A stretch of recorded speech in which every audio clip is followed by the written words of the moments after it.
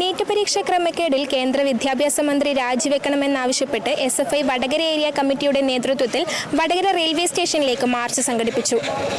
National testing agency പിരിച്ചുവിടുക, കേന്ദ്ര വിദ്യാഭ്യാസ മന്ത്രി രാജിവെക്കുക എന്നീ ആവശ്യങ്ങൾ ഉന്നയിച്ച് ജന്തർ മന്ദറിൽ നടത്തുന്ന വിദ്യാർത്ഥി പോരാട്ടത്തിന് ഐക്യദാർഢ്യം പ്രഖ്യാപിച്ചുകൊണ്ട് SFI വടകര ബ്ലോക്ക് കമ്മിറ്റിയുടെ നേതൃത്വത്തിൽ വടകര റെയിൽവേ സ്റ്റേഷനിലേക്ക് മാർച്ച് സംഘടിപ്പിച്ചു. പുതിയ ബസ് സ്റ്റാൻഡിൽ വെച്ച് ആരംഭിച്ച മാർച്ച് റെയിൽവേ സ്റ്റേഷന് മുമ്പിൽ പോലീസ് തടഞ്ഞു.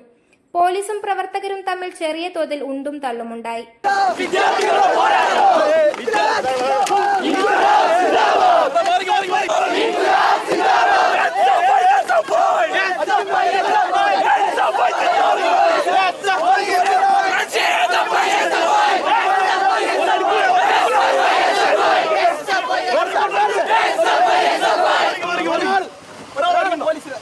സിയാന അധ്യക്ഷത വഹിച്ച ചടങ്ങിൽ SFI സംസ്ഥാന കമ്മിറ്റി അംഗം ഫർഹാൻ ഉദ്ഘാടനം ചെയ്തു.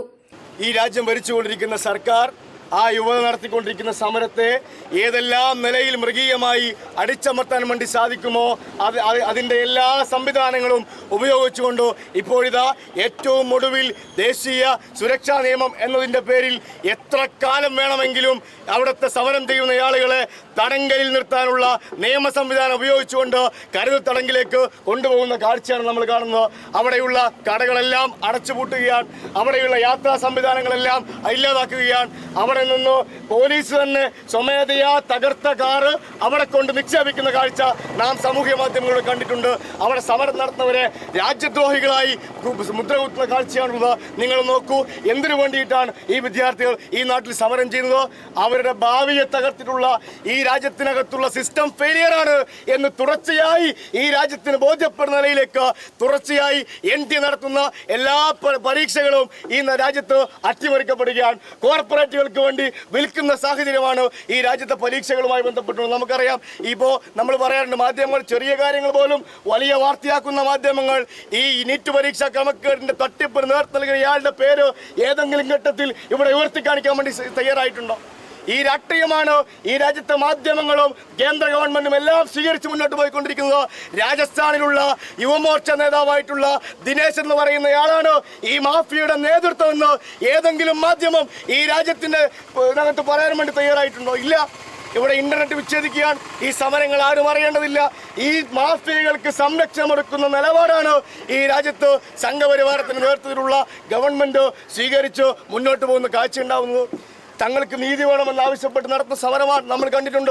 കാർഗിൽ വാറിൽ പങ്കെടുത്തിട്ടുള്ള ഒരു മനുഷ്യൻ, അദ്ദേഹത്തിന്റെ മകൾ ആത്മഹത്യ ചെയ്ത ഘട്ടത്തിൽ ഈ രാജ്യത്തെ സമരത്തിൽ പങ്കെടുക്കുകയാണ്.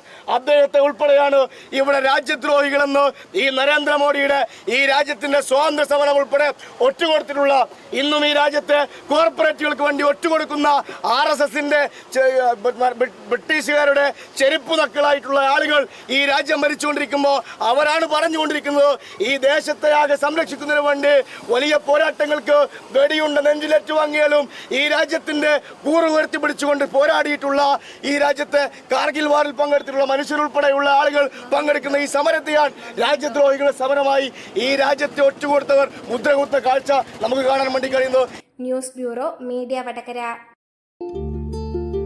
വലിയ സന്തോഷങ്ങൾക്കിടയിൽ നഷ്ടപ്പെട്ടു പോകുന്ന ചില ചെറിയ ഇഷ്ടങ്ങളുണ്ട്. ബാല്യത്തിൽ എപ്പോഴോ എന്നോടൊപ്പം നടന്ന് എനിക്കൊപ്പം വളർന്ന ചില ഇഷ്ടങ്ങൾ. ആ ഇഷ്ടങ്ങൾ സ്വന്തമാക്കാൻ എന്നോടൊപ്പം എന്നും ഉണ്ടായിരുന്ന എന്റെ ഫാമിലി.